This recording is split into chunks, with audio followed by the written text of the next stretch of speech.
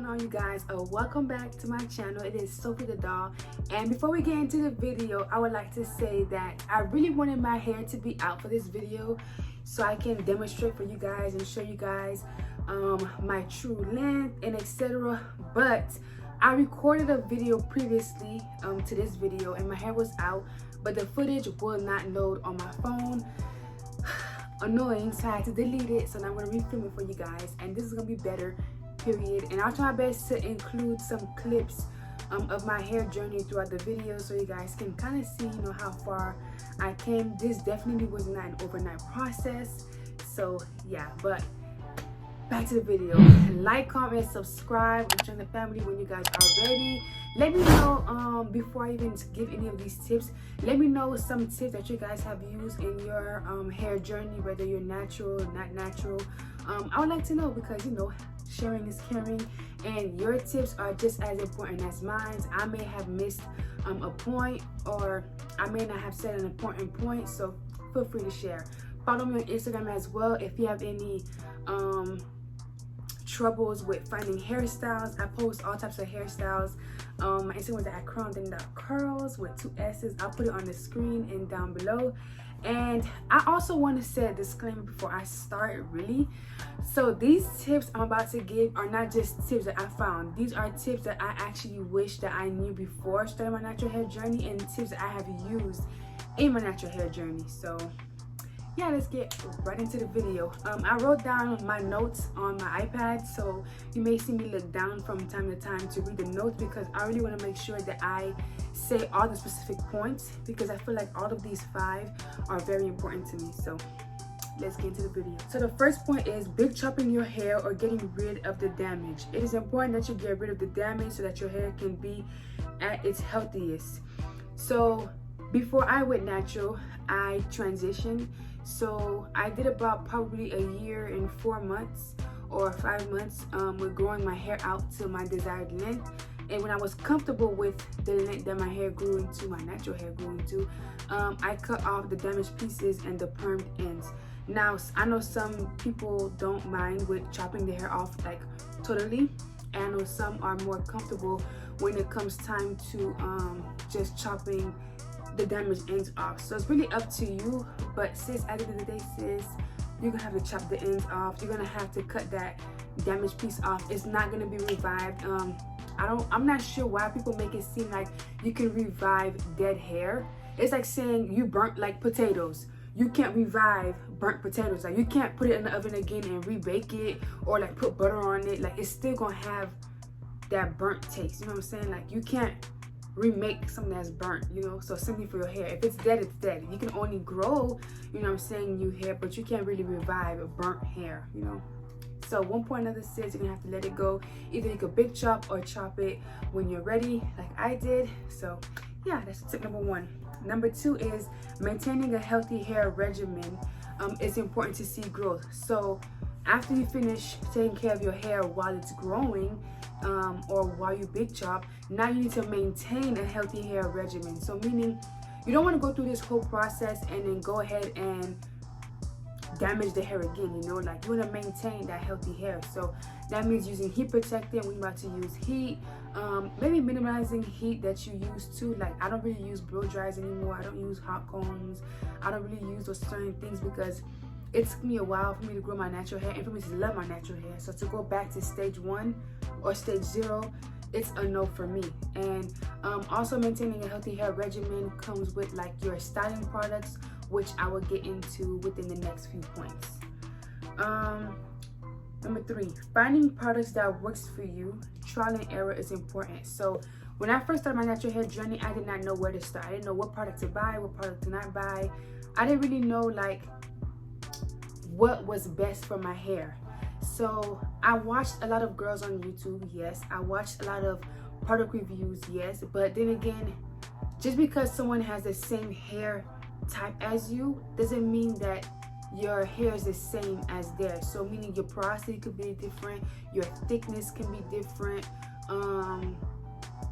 your curls may have other mixtures that they don't have. So for example, my sister can be 4B and 4C, and I'm 3C, 4A, and 4B. You know what I'm saying? Like, I might have an extra curl pattern that she doesn't have, or I might need to tend to my hair a bit more because my hair is on the drier side compared to hers. So everyone hair type is different. I'm giving you guys this example just to give you guys an example, and I'm not comparing my sister's hair type and my hair type.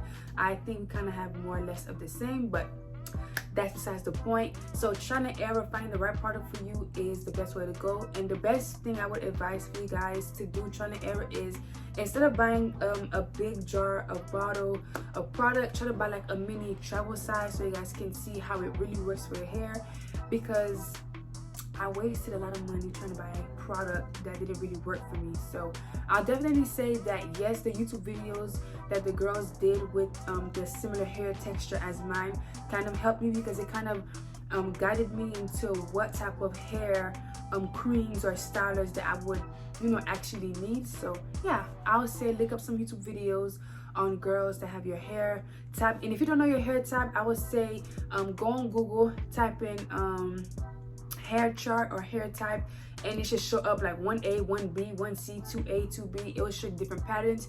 And on YouTube as well, there is a video where a girl actually breaks down the different curl types and etc. So yeah, I would definitely say for my hair type, you know, like these tighter curls, tighter coils, thicker creams work best for me.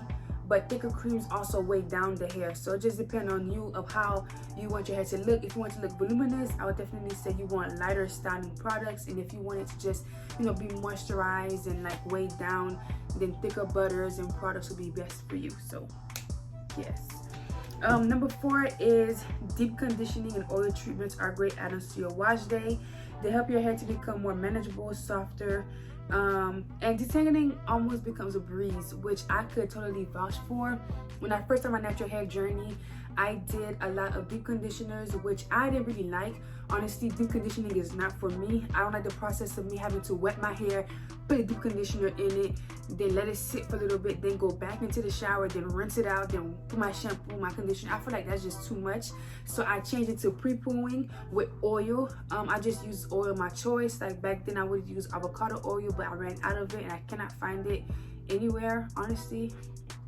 So I've been using olive oil and it works perfectly fine, but you can use whatever oil you want, and I would typically let it sit in my hair for about 15 to 20 minutes.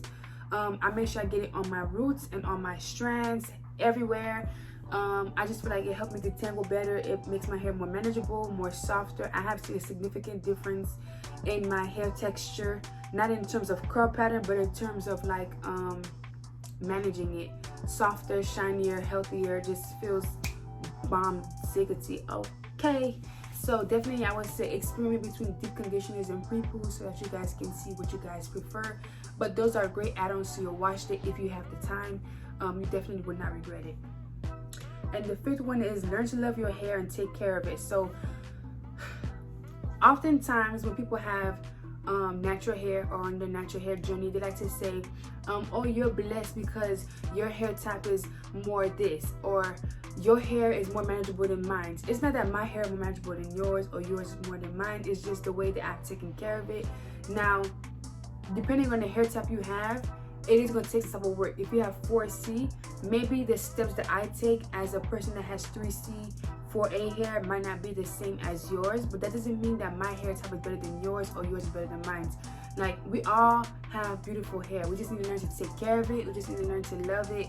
We need to know how to style it, because styling is a big factor. If you find styles that you really like, trust me, you are going to learn to love your hair. You're going to learn to love to take care of your hair. You're gonna learn and love, and you're gonna see a lot of compliments as well. Like, you'll be surprised of how much I thought that I wasn't as pretty when I first cut my hair, because I was not used to having short hair. I've always had long hair all my life. So when I had my hair about this big, I was just like, okay, my gosh, like, whoa.